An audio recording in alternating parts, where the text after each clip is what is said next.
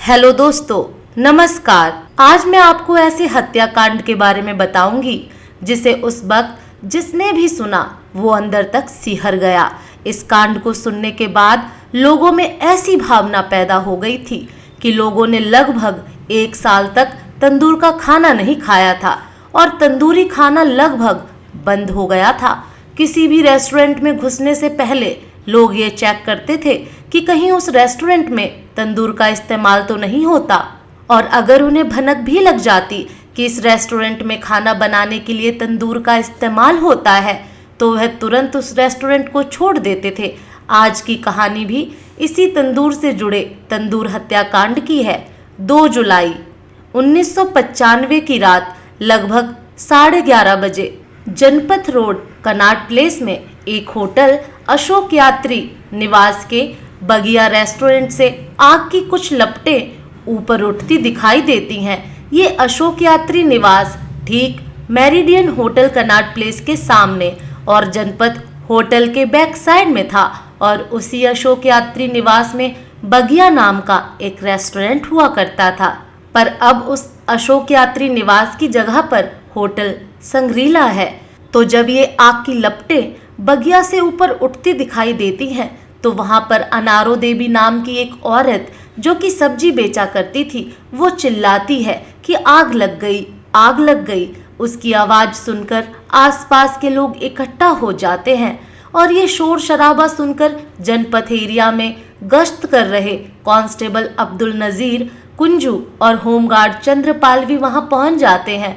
वहां पहुंचकर जब ये देखते हैं तो सच में आग की लपटें काफी ऊपर तक जा रही थीं। तो अब्दुल नजीर कुंजू अंदर झांककर देखने की कोशिश करता है तो उसे उस बगिया रेस्टोरेंट में 2 लोग दिखाई देते हैं। फिर वो होमगार्ड चंद्रपाल को बाहर ही रहने को कहता है और खुद अंदर जाता है तो उसे गेट पर ही होटल का मैनेजर केशव कुमार मिल जाता है। फिर वो उससे पूछता है कि तुम ये तंदूर में क्या जला रहे हो, आग को बुझाने की बजाय उसे और भड़का रहे हो। तो वो बोलता है कि हम यूथ कांग्रेस के कुछ पुराने पोस्टर और बैनर वगैरह जला रहे हैं। पर उसे यकीन नहीं होता और वो पास जाकर देखने की कोशिश करता है तो केशव उसे रोक देता है और कहता है कि बस पोस्टर ही जला रहे हैं, थोड़ी देर बाद बंद कर देंगे, और उसे समझा बुझाकर बाहर भेज देता है। फिर वो बाहर तो आ जाता है मगर उसे कुछ शक होता है क्योंकि अजीब सी स्मेल भी आ रही थी, जैसे कि बटर को मीट में फ्राई किया जा रहा हो। और उसे एक ये भी डर था कि कहीं इन तंदूर की लपटों से आसपास के एरिया में आग न लग जाए। तो थोड़ी देर बाद वो पीछे से दीवार फांदकर इस बार डायरेक्ट अंदर चला जाता है, पर केशव उसे फिर से मिल जाता है और उसे रोकने की कोशिश करता है। केशव उसे फिर से समझाता है कि पुराने पोस्टर वगैरह जला रहे हैं, मगर केशव का उसे रोकना और उसकी घबराहट देखकर उसका शक और गहरा जाता है और वो जबरदस्ती उस तंदूर के पास पहुंच जाता है जिसमें आग जलाई जा रही थी। पर जैसे ही कांस्टेबल अब्दुल नजीर कुंजू उस तंदूर के पास पहुंचता है, उसकी आंखें फटी की फटी रह जाती हैं। और इसकी जो वजह थी उसके पीछे की कहानी मैं आपको आगे सुनाती हूँ। इस कहानी का सबसे अहम कैरेक्टर जो है वो है सुशील शर्मा, जो कि दिल्ली यूथ कांग्रेस का प्रेसिडेंट था, और दिल्ली यूथ कांग्रेस का प्रेसिडेंट होने के नाते उसकी इससे जुड़े कार्यकर्ताओं से मुलाकात होती रहती थी। इन्हीं मुलाकातों के दौरान उसकी मुलाकात एक दिन नैना साहनी से होती है, और नैना साहनी के थ्रू मतलूब करीम से। नैना साहनी और मतलूब करीम दोनों ही दिल्ली यूथ कांग्रेस से जुड़े थे। दोनों काफी पुराने दोस्त थे और कॉलेज में एक दूसरे के क्लासमेट भी थे। जब दिल्ली यूथ कांग्रेस का प्रेसिडेंट सुशील शर्मा ने नैना साहनी से मिलता है तो वो उसे अपना दिल दे बैठता है। उसके बाद मुलाकातों का सिलसिला बढ़ता है और फिर धीरे धीरे प्यार होता है। फिर ये दोनों मंदिर में शादी कर लेते हैं और गोल मार्केट एरिया में मंदिर मार्ग रोड पर स्थित एक सरकारी फ्लैट में दोनों पति पत्नी के तौर पर रहने लगते हैं।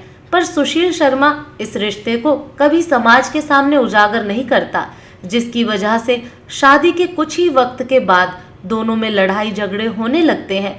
नैना साहनी इस रिश्ते को दुनिया के सामने लाना चाहती थी, मगर सुशील शर्मा ऐसा नहीं चाहता था और हमेशा उसे बहलाता फुसलाता या उसके साथ मारपीट करता। पर नैना सहानी ये सुन सुनकर थक चुकी थी। इन्हीं सब बातों से परेशान होकर वो अपने पुराने दोस्त मतलूब करीम से बातें किया करती थी। पर सुशील शर्मा को नैना सहानी का मतलूब करीम से बात करना पसंद नहीं आता। उसके मन में इन दोनों के रिश्ते को लेकर एक शक बैठ गया था और वो नैना सहानी को हमेशा मतलूब करीम से बात करने के लिए मना करता था। पर नैना सहानी नहीं मानती और वो उससे बातें करना चालू रखती है, जिसकी वजह से सुशील शर्मा और नैना सहानी में और झगड़े होने लगे। नैना सहानी अपने पति से इतना दुखी हो गई थी कि वो उसे हमेशा के लिए छोड़कर ऑस्ट्रेलिया जाने का प्लान बना चुकी थी, जिसके बारे में वो अक्सर अपने दोस्त मतलूब करीम से बातें किया करती थी और उसी की मदद से ऑस्ट्रेलिया जाने का प्लान बना रही थी। 2 जुलाई 1995 की शाम को लगभग 7:30 बजे हमेशा की तरह सुशील शर्मा अपने मंदिर मार्ग के फ्लैट 8/2 में पहुंचता है। जब वो घर पहुंचता है तो देखता है कि नैना सहानी घर के लैंडलाइन पर किसी से बात कर रही है, पर उसे देखते ही वो फोन का रिसीवर रख देती है। सुशील शर्मा पूछता है कि किसका फोन था, तो बिना कोई जवाब दिए अपनी शराब का गिलास उठाकर वहां से चल देती है। इस बात पे सुशील शर्मा को गुस्सा आता है और वो उस लैंडलाइन का रिसीवर उठाता है और लास्ट डायल नंबर पे रीडायल कर देता है। और ये उसकी आदत हो गई थी, जब भी वो शाम को घर आता तो एक बार लैंडलाइन से रीडायल नंबर को जरूर डायल करता था, ताकि वो चेक कर सके कि नैना सहानी किससे बात करती है। तो उस दिन भी जब नैना बिना कोई जवाब दिए चली गई और गुस्से में सुशील शर्मा ने जब नंबर रीडायल किया तो दूसरी तरफ से फोन नैना सहानी के पुराने दोस्त मतलूब करीम ने उठाया। मतलूब करीम उधर से हेलो हेलो बोलता रहा, पर सुशील शर्मा कुछ नहीं बोला। और क्योंकि सुशील शर्मा भी मतलूब करीम को पहले से जानता था, तो वो उसकी आवाज पहचान जाता है और फोन रख देता है। अब उसका गुस्सा और बढ़ गया और वो सीधे नैना सहानी के पास पहुंच जाता है और उससे पूछता है कि मेरा इतना मना करने के बाद भी तुम अब भी उससे क्यों बात करती हो। तो नैना सहानी ने बोला कि तुम्हें इससे कोई मतलब नहीं होना चाहिए। इस एक जवाब ने ही सुशील शर्मा का गुस्सा इतना बढ़ा दिया कि उसने अपना लाइसेंसी रिवॉल्वर निकाला और एक के बाद एक 3 गोलियां नैना सहानी पर चला दी, जिनमें से एक गोली नैना की गर्दन पर लगती है, एक गोली उसके सर पर लगती है और एक गोली मिस हो जाती है और सीधा जाकर एसी के ऊपर लगती है। और क्योंकि दोनों गोलियां जो नैना को लगी वो सर और गर्दन में लगी थी, तो नैना की मौके पर ही मौत हो जाती है। उसकी मौत के थोड़ी देर बाद जब सुशील शर्मा का गुस्सा शांत होता है और जब उसे होश आता है, तब उसे लगता है कि ये मैंने क्या कर दिया, क्योंकि ये सब कुछ जो हुआ वो अचानक से गुस्से में हुआ और कोई प्री प्लान्ड मर्डर नहीं था। इसलिए वो बहुत घबरा जाता है और तब उसे एहसास होता है कि उससे बहुत बड़ी गलती हो गई। इसके बाद वह लाश को एक बड़ी सी काली पॉलिथीन में डालता है और उसे ऊपर से बेडशीट से लपेट देता है और घर के सारे खून को साफ करता है। ये सब करते करते रात के करीब 9 बज चुके थे। उसके बाद वो बॉडी को घसीटते हुए बाहर लाता है और अपनी वाइट कलर की मारुति 800 की डिग्गी में नैना सहानी की लाश को रख देता है और तेजी से अपनी कार में बैठकर वहां से निकल जाता है। अब उसे समझ नहीं आ रहा था कि क्या करे। बस उसके दिमाग में ये था कि किसी भी तरह इस लाश को ठिकाने लगाया जाए, क्योंकि अगर लाश मिल गई तो उसकी पोल खुल जाएगी। और यही सोचते सोचते वो अपनी कार को पूरे कनॉट प्लेस में दौड़ा रहा था। थोड़ी देर बाद अचानक से वो अपनी गाड़ी का मुंह आईटीओ की तरफ मोड़ देता है और वो सीधा आईटीओ ब्रिज पर पहुंच जाता है, जो यमुना पार करने के लिए बनी हुई है। अब वो अपनी गाड़ी को उस ब्रिज पर दौड़ाने लगा। कभी ब्रिज के उस साइड जाता, फिर वापस मुड़कर इस साइड आता, कभी गाड़ी को स्लो चलाता तो कभी फास्ट, और ऐसा करते करते रात के करीब 9:45 बज गए। दरअसल उसका मकसद यह था कि रात के वक्त लोगों से छिपाकर वो नैना सहानी की लाश को उस ब्रिज से यमुना में फेंक देगा। पर उस दिन ब्रिज पर काफ़ी ट्रैफिक था और इसी ट्रैफिक के कम होने के इंतज़ार में ही वो अपनी कार को ब्रिज से इधर उधर घुमा रहा था। मगर काफ़ी वक्त गुजर गया पर ट्रैफिक कम नहीं हुआ और उसे मौका नहीं मिला। उसे यह डर था कि कहीं किसी ने उसे ऐसा करते देख लिया तो वह फंस जाएगा। उसके बाद वो अपना इरादा बदल देता है और गाड़ी को मोड़ के सीधा कनॉट प्लेस के अशोक यात्री निवास के बगिया रेस्टोरेंट में पहुंच जाता है, जो कि अब संग्रीला होटल है। वो वहां रात के करीब 10 बजे पहुंचता है और तब तक लोग वहां खाने वगैरह खा ही रहे थे। उसके बाद वो अपनी गाड़ी पार्किंग में लगाता है और सीधा बगिया रेस्टोरेंट के मैनेजर केशव कुमार के पास पहुंच जाता है। दरअसल वो रेस्टोरेंट सुशील शर्मा का ही था, जिसकी सारी जिम्मेदारी उसने उसके मैनेजर केशव को दे रखी थी और केशव उसका काफ़ी पुराना जानकार भी था। केशव के पास पहुंचकर वो कहता है कि रेस्टोरेंट को बंद करो, सबको बोल दो कि खाना खत्म हो गया। सुशील शर्मा की बात सुनकर पहले तो केशव चौंक जाता है, क्योंकि लोग अभी भी उसमें खाना खा ही रहे थे। नॉर्मली वो रेस्टोरेंट 11-12 बजे तक खुलता था, पर वो सुशील की बात को टाल भी नहीं सकता था, इसलिए जितने भी लोग खा रहे थे उनके अलावा सबको मना कर दिया गया कि खाना खत्म हो गया। फिर जब सब लोग चले गए तो सुशील ने केशव को कहा कि जितने भी कर्मचारी हैं उनको भी घर भेज दो। केशव ने सारे एम्प्लॉय को खाने के पैसे देकर उन्हें भी भेज दिया। उसके बाद सुशील ने उस बगिया रेस्टोरेंट की सारी लाइटें भी बंद करवा दी। अब उस पूरे बगिया रेस्टोरेंट में बस 2 ही लोग बचे थे, एक सुशील शर्मा और दूसरा रेस्टोरेंट का मैनेजर केशव कुमार। फिर जब केशव ने इन सब का कारण पूछा तो सुशील ने पूरी कहानी सुनाई और बोला कि मुझे किसी भी तरह इस लाश को ठिकाने लगाना है। पहले तो केशव उसकी बात सुनकर घबरा जाता है, फिर वो पूछता है कि लाश को कैसे ठिकाने लगाएंगे। उस वक्त पूरे रेस्टोरेंट में हर चीज़ बंद थी, पूरा अंधेरा था, बस एक तंदूर अभी जल रहा था और सुशील शर्मा कहता है कि इस लाश को इसी तंदूर में जलाना है ताकि इसका कोई नामो निशान न बचे। ये बात सुनकर केशव और घबरा जाता है, क्योंकि वो उसका पुराना साथी और राजदार था, इसलिए वो इस जुर्म में उसका साथ देने के लिए तैयार हो जाता है। उसके बाद दोनों मिलकर नैना की लाश को पहले गाड़ी से निकालते हैं, उसके बाद बेडशीट और पन्नी को हटाकर उसकी बॉडी जलते हुए तंदूर में डाल देते हैं। पर लाश सही से उस तंदूर में जा नहीं रही थी, तो उसको मोड़ मार के जैसे तैसे उसमें फंसा देते हैं और फिर ऊपर से और भी लकड़ी वगैरह डाल देते हैं।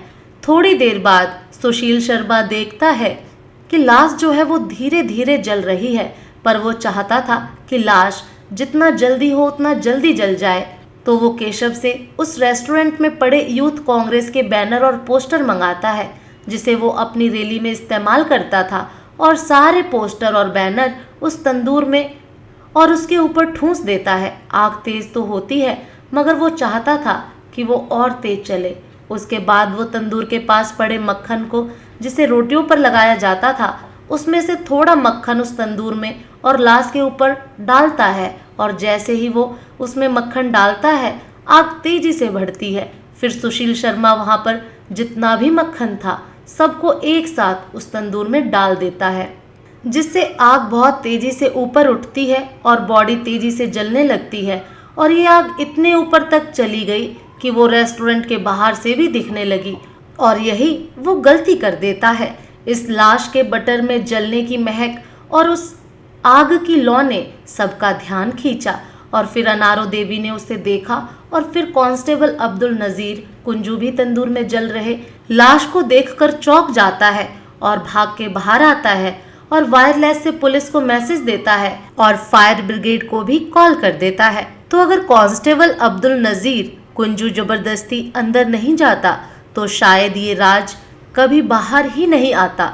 और इस केस में जिस तरह से अब्दुल नज़ीर कुंजू ने बहादुरी दिखाई, वो इसे सॉल्व करने में बहुत अहम साबित हुआ।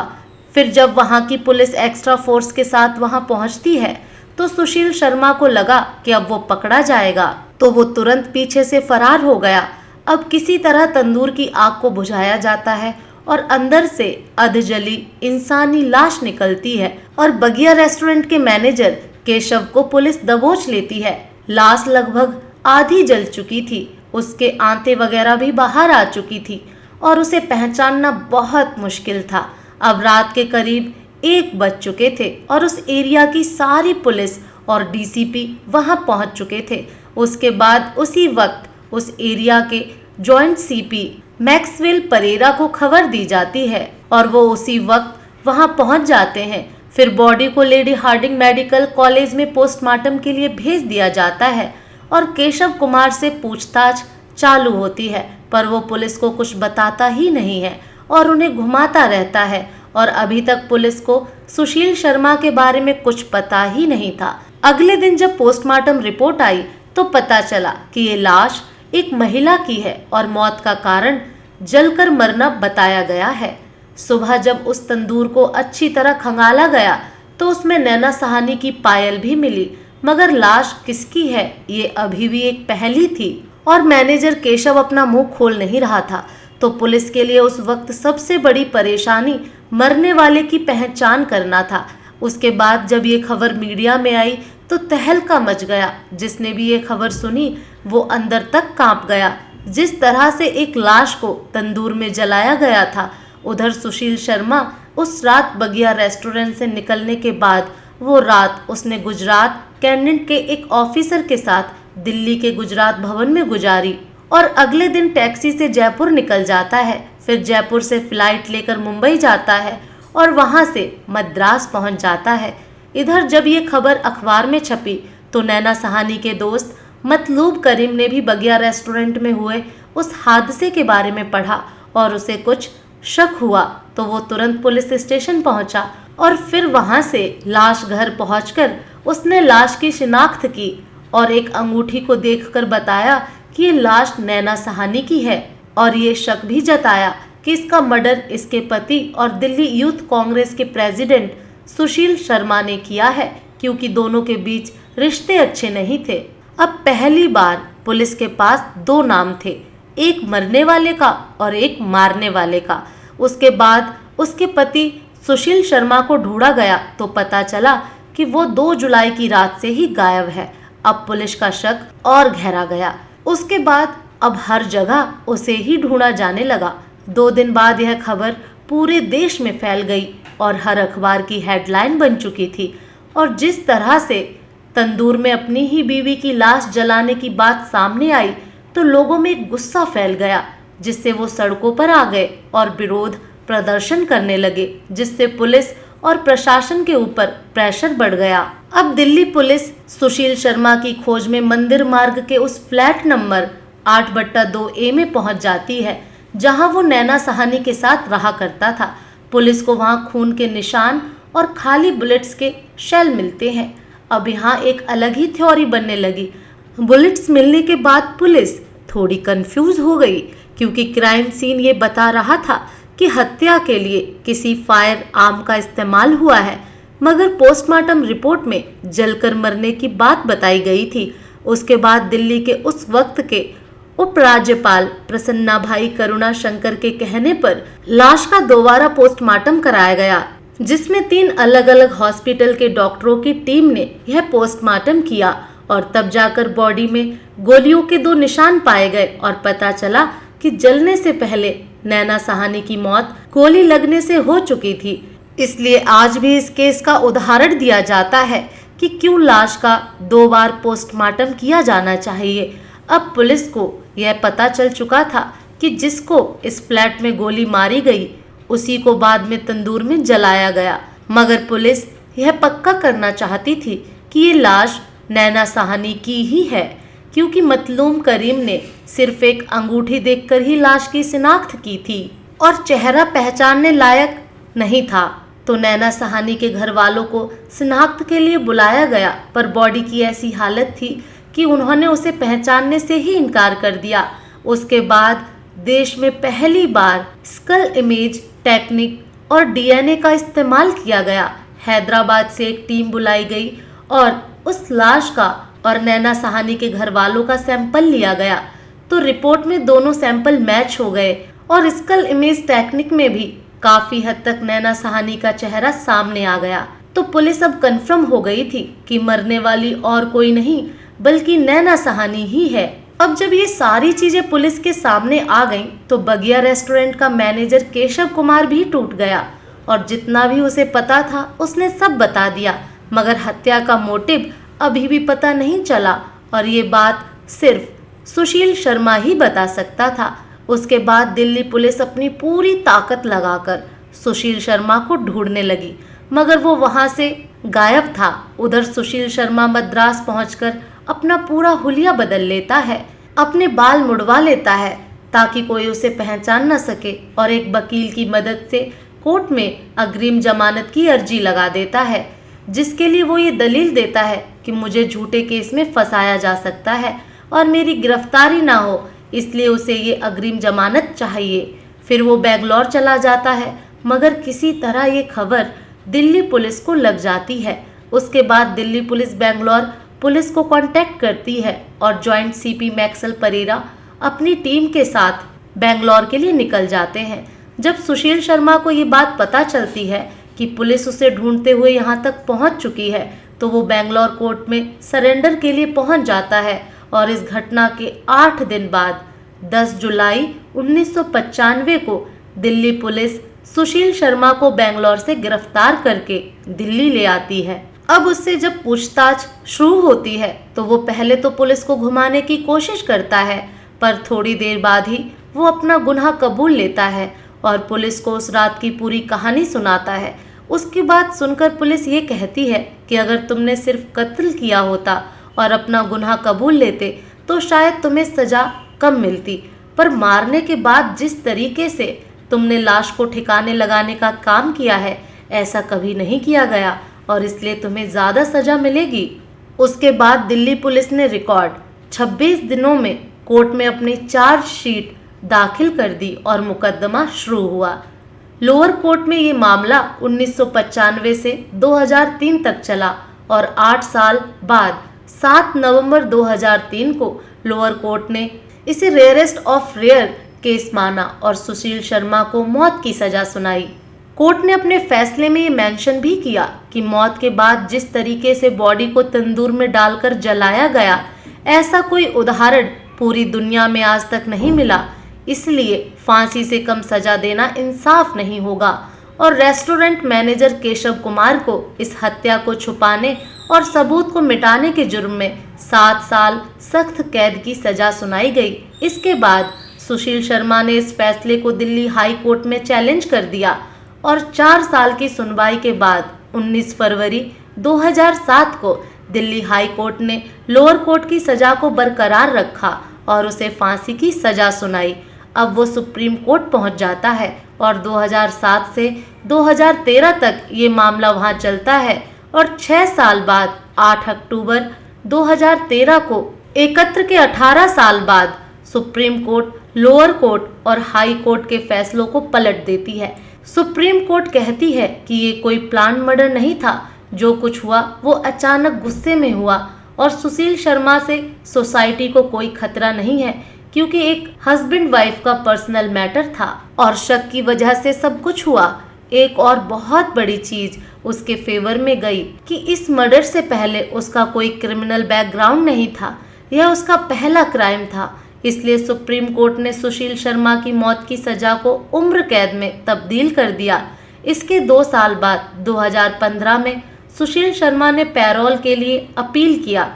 उसने कहा कि वो 1995 से अब तक 20 साल से ज़्यादा की सज़ा काट चुका है, इसलिए उसे पैरोल दिया जाए।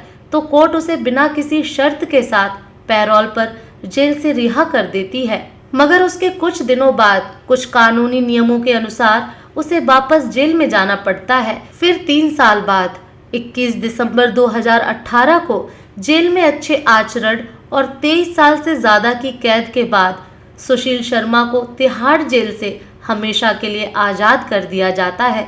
बाहर आने के बाद एक इंटरव्यू में उसने ये माना कि ये उसकी ज़िंदगी की सबसे बड़ी भूल थी और उस एक पल में, जो कि सेकंड से भी कम था, उसने उसकी ज़िंदगी के 23 साल छीन लिए। शायद उस वक्त उसने अपने गुस्से पर काबू किया होता और गोली चलाने से पहले एक पल के लिए भी सोचा होता, ऐसा नहीं होता। तो कुल मिलाकर ये एक ऐसा केस था जिसमें एक गुनहगार को 2 कोर्ट ने मौत की सजा सुनाई और एक कोर्ट ने उम्र कैद की, और जिस तरह से यह तंदूर कांड हुआ उसकी मिसाल आज 2023 में भी पूरी दुनिया में दोबारा नहीं मिली और ना ही 1995 से पहले मिली थी। तो ये थी तंदूर कांड के शुरू से लेकर अंत तक की कहानी। मुझे उम्मीद है कि आप लोगों को पसंद आई होगी। अगर आपको कहानी पसंद आई हो तो इसे लाइक करें और कमेंट करके बताइए कि आपको कहानी कैसी लगी और इसे ज़्यादा से ज़्यादा शेयर करें।